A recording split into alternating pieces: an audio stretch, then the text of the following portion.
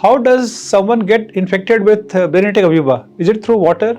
The answer is yes. As I told, this brain-eating amoeba, they are mostly found in fresh water, like say lakes, ponds, swimming pools, and in the flowing water, like say sea or river, they are not so common.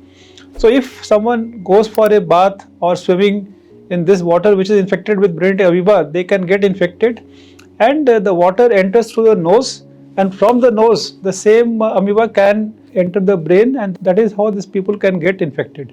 Is it safe to swim in the water or take bath in ponds or rivers? So the answer is mostly yes. If you are sure that the water is clean and hygienic, then you can definitely go for a swim.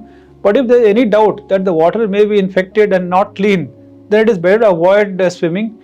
And so inside your homes there is no problem, but outside in public places where many people use the same swimming pool or same ponds for taking bath, it is better to avoid taking bath in such ponds, because one has a risk of getting infected with this brain-eating amoeba, even though the cases have been reported in the state of Kerala. But we have seen or heard of cases from other states of India also.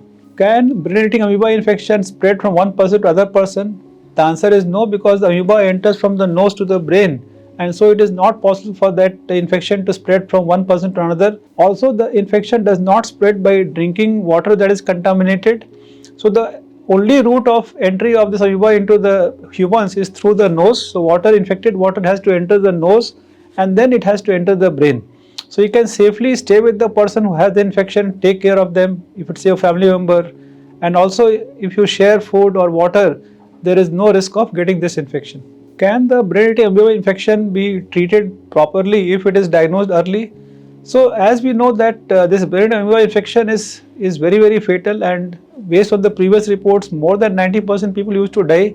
But the encouraging thing is that in the current surge of cases, what we saw in Kerala, the death rate has drastically come down. It is lower than 30%, and most of those patients were diagnosed early.